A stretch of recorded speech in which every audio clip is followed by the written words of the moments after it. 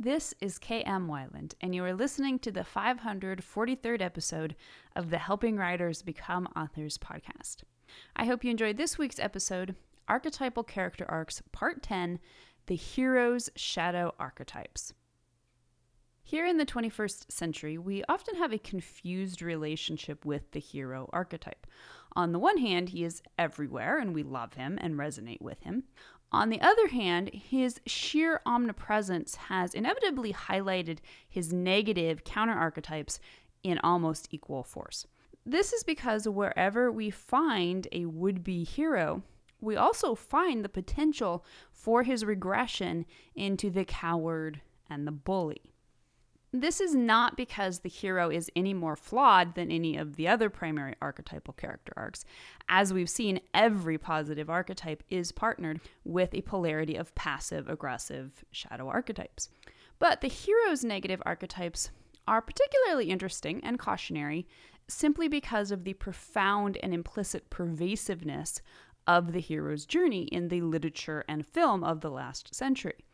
We are perhaps more apt to recognize the problems inherent within the hero arc simply because those problems are often the very ones that stymie us personally and culturally.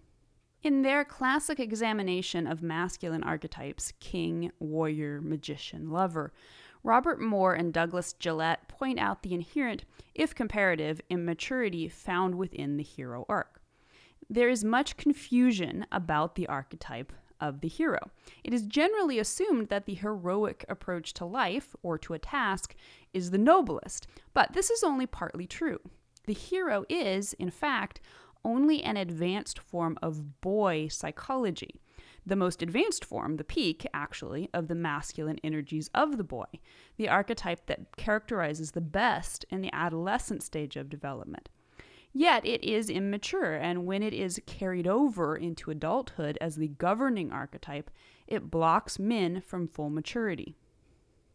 As we've already explored in the post on the hero arc, this archetype is only the second in a cycle of 6. It is the final journey of the youthful stage of life, which may be thought of as life's first act.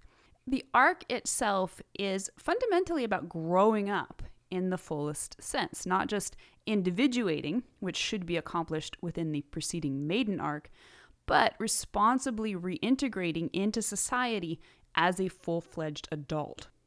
It is an arc that comes for us all at some point, but one that, despite its prevalence, is misunderstood by modern society simply because we do not understand what comes next, i.e. the mature adult arcs of Queen and King.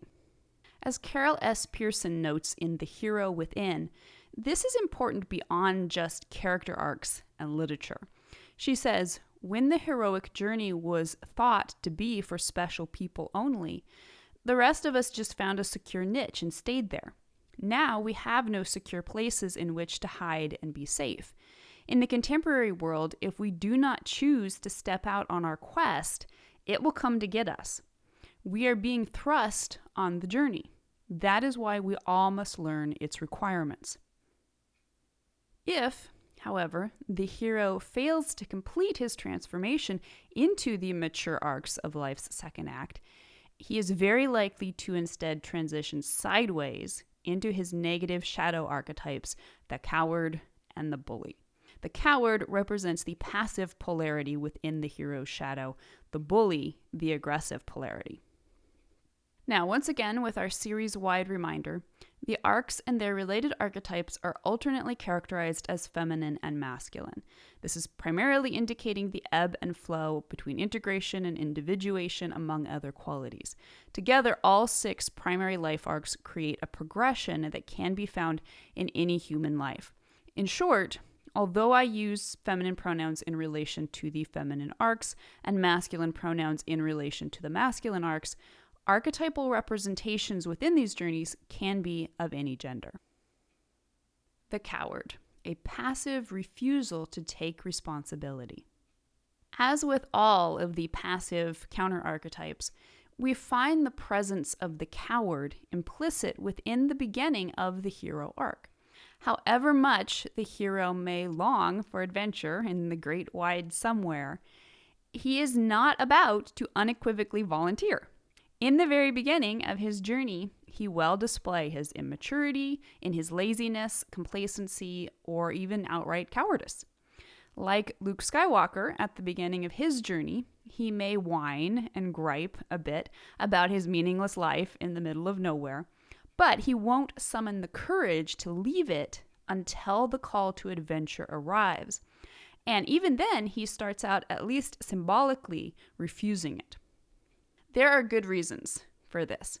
However much humans may need to grow and mature, our entire concept of survival is built around maintaining a status quo. This is why the inciting event and first plot point in a story, which force the hero out of his normal world, are inevitably bolts from the blue. Pearson says, although some people take off on the quest with a high sense of adventure, many experience it as thrust upon them by their feeling of alienation or claustrophobia, by the death of a loved one, or by abandonment or betrayal. This is normal, indeed archetypal. Part of the hero arc lies within the hero's own inner struggle against the coward. But the coward begins to prevail if the hero's initial refusal of the call is not quickly overcome. In The Hero with 1,000 Faces, Joseph Campbell notes, rather dourly, often in actual life, and not infrequently in the myths and popular tales, we encounter the dull case of the call to adventure unanswered. For it is always possible to turn the ear to other interests. Walled in by boredom, hard work, or culture, the subject loses the power of significant affirmative action and becomes a victim to be saved. The myths and folktales of the whole world make clear that the refusal is essentially a refusal to give up what one takes to be one's own interest. The future is regarded not in terms of an unremitting series of deaths and births, but as though one's present system of ideals, virtues, goals, and advantages were to be fixed and made secure. Like the damsel before him, the coward often hides behind a guise of seeming wisdom and maturity. Why take risks? Why not let others endanger themselves for the good of all? After all, somebody has to stay behind and take care of things. But this is false maturity. Once the call arrives, whatever its form, mythic or modern, it is not the hero's role to stay behind. That task belongs to others, the queen and the king. If he chooses to ignore this, he is doing it for selfish reasons and not for the good of his community. And ironically, as Pearson points out, he will eventually suffer for it just as much as if he had risked all. Pearson says, many people subscribe to the false idea that being heroic means you have to suffer and struggle to prevail. The fact is, most of us will experience difficulty whether or not we claim the heroic potential within us. Moreover, if we avoid our journeys, we also may feel bored and empty. As noted, the coward is already a kernel waiting to sprout within the hero arc. In many ways, the beliefs of the coward comprise the lie the hero believes, and which the hero will overcome within a positive change arc. It should be noted his cowardice may also be projected outward and represented by supporting characters. Allowing supporting characters to act out parts of the protagonist's inner self is also a deeply powerful thematic presentation. We can see this in such stories as Harry Potter, in which Harry's lovable best friend Ron Weasley usually represents the coward, even though he inevitably redeems himself at the end of every installment within the series. In Star Wars, the coward can be seen to be represented by 3PO, who is always the voice of caution. Often, but not always, this iteration of the coward aligns with what, in the Dramatica system, is termed the reason character. If the coward does not summon enough courage to embrace his journey, whether at the very beginning of the story or later after he has been thrust upon it against his will, he will fall prey to one of two possible fates. He may cling ever tighter to his fear and immaturity, which will cause him to stultify his growth. Even if life's chronology pushes him ahead into later forms of adulthood and elderhood, he will remain frozen in the passive archetypes: Snow Queen, Puppet, Hermit, and Miser. The second possibility is that he will pluck up his resolve enough to face his challenges head on. In so doing, he will discover that he does, in fact, possess more personal power than he realized. But, again, his forward progression stalls. Instead of using this power to arc into the love and social responsibility of a full-blown hero, he will instead use this power selfishly, and ultimately still from a place of fear, by turning into the bully. In The Virgin's Promise, Kim Hudson talks about the underlying truths that join both of the potentially negative archetypal polarities of the hero. She says, the choice of coward emphasizes the unspoken quality of courage in the term hero and points out a deep, consistent truth about villains and shadow figures.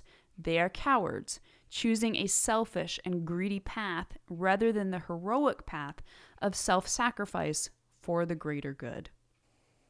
The bully, an aggressive refusal to take responsibility. At first glance, the bully can seem powerful, more powerful even than the true hero. But, like all aggressive polarities within the shadow archetypes, his power contains an inherent weakness. It is stuck, brittle, instead of free-flowing and transformative like the heroes. In many ways, the bully is the true shadow form of the hero, as called out by Carolyn Myss in Sacred Contracts when she says, from a shadow perspective, the hero can become empowered through the disempowerment of others. Unlike the coward, the bully may well have gotten at least a passing grade on individuating from his authority figures in the previous arc. But he has not only stalled out in reintegrating into society in a healthy and responsible way, he has in fact blocked himself and or been obstructed by equally regressive social influences from doing so. If the hero is about arcing into love, the bully is ultimately an archetype stuck in hatred.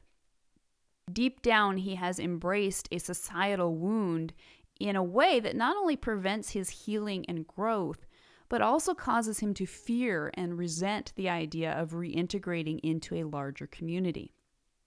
And so, even if he surrounds himself with minions, he stands apart from the cycle of life. Like all aggressive archetypes, he avoids the painful challenges of true growth and instead tries to control reality. As so often happens in cycles of abuse, he becomes the very thing he himself fears and hates. In Women Who Run with the Wolves, Clarissa Pinkola Estes speaks a familiar truth. Most often, we wound others where, or very close to where, we have been wounded ourselves. But there is always hope. As with all of the shadow archetypes, the bully is not inevitably lost. Indeed, his retained flicker of inherent personal power and his refusal to completely surrender it signals the potential for positive transformation. As Mace, who is always quick to point out the positive side of the negative archetypes and vice versa, points out, the archetype of the bully manifests the core truth that the spirit is always stronger than the body. Indeed, any ultimately positive hero arc may start out emphasizing the bully side of the character's polarity. Although this can present challenges for the author and the readers, since the bully is often unlikable as a character, it does offer the opportunity for a deep arc along the lines of what Moore and Gillette eulogize when they say the quote-unquote death of the hero is the death of boyhood, of boy psychology, and it is the birth of manhood and man psychology. The death of the hero in the life of a boy or a man really means that he has finally encountered his limitations. He has met the enemy, and the enemy is himself. He has met his own dark side, his very unheroic side. He has fought the dragon and been burned by it. He has fought the revolution and drunk the dregs of his own inhumanity. He has overcome the mother and then realized his incapacity to love the princess. The death of the hero signifies a boy's or man's encounter with true humility. It is the end of his heroic consciousness. But, of course, the fight for his better self may not end triumphantly, and the bully may instead arc more deeply into aggression by rejecting the assimilation of love found at the end of a true hero arc. In The Wounded Woman, Linda Shears Leonard speaks of the bully archetype in terms of a woman's psyche and inner destructive animus, but her words hold equally true for anyone. She says, "It is then that the masculine becomes brute-like and sacrifices not only the outer woman, but also its inner feminine side." If the bully is deeply wounded and defeated in the outer conflict, it is also possible he may lose his willpower and resolve and revert to the passive coward. Indeed, because the coward's fear of life, love, and power lie at the heart of the bully, the coward is always with him.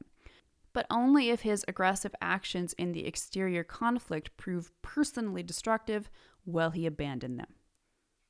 Now, for easy reference and comparison, here are the scannable summations of this arc's key point. The passive shadow archetype. Coward is ineffectual to protect from consequences of courage. The aggressive shadow archetype, the bully, is destructive, which is an aggressive use of courage. The positive hero arc is that of individual to protector. The hero's story is a quest. The hero's symbolic setting is village. The hero's lie versus truth is complacency and or recklessness versus courage. Or my actions are insignificant in the overall scope of the world versus all my actions affect those I love. The hero's initial motto is I the powerful. The hero's archetypal antagonist is the dragon. The hero's relationship to his own negative shadow archetypes are either the coward finally uses his strength because he learns to love and wants to defend what he loves, or the bully learns to submit his strength to the service of love. Examples of the coward and bully archetypes include the following. And you can visit my website and the story structure database to find available structural analyses for some of these. Examples of the coward include Ron Weasley in Harry Potter, the narrator in Fight Club, the Cowardly Lion in The Wizard of Oz, 3PO in Star Wars, Paris in Troy, Edmund Sparkler in Little Dorrit, Richard Karsten in Bleak House, and Lambert in Alien. Examples of the bully include Thor Odinson in Thor, John Bender in The Breakfast Club, Edmund Pevensey in The Lion, the Witch, and the Wardrobe, Draco Malfoy in Harry Potter, Tyler Durden in Fight Club, Regina George in Mean Girls, Bill Sykes in Oliver Twist, Fanny in Little Dorrit, Herbert Sobel in Band of Brothers, Gaston in Beauty and the Beast, Sid Phillips in Toy Story, Emily in The Devil Wears Prada, and Mary Crawley in Downton Abbey. So stay tuned. Next week, we will study the shadow archetypes of the Queen, the Snow Queen, and the Sorceress. And in the meantime, I hope you'll stop by the site and tell me your opinion. Can you think of any further examples of stories that feature either the coward or the bully? If you'd like to be part of the Word Player community over on my site and join in the conversation on this subject, be sure to stop by the website at helpingwritersbecomeauthors.com. You can always find a transcript of the most recent podcast and add your voice to the discussion by visiting the first post on the site's homepage. And don't forget that if you're looking for an older post, you can always find those by putting the podcast title in the search field at the top of the right-hand column. If you enjoyed this podcast, you can subscribe on Apple Podcast, Spotify, and Amazon Music, or whatever your favorite podcast platform may be. And if you'd like to do something to support helping writers become authors, it always means a ton if you're able to leave just a quick rating or review on your site of choice. Also, many thanks to those who support my work on Patreon. Your patronage helps make Helping Writers Become Authors and its many resources available to writers everywhere. If you're interested in becoming a patron, you can find out more at patreon.com/kmweiland. Thanks so much for listening to the Helping Writers Become Authors podcast, and be sure to check back again next week.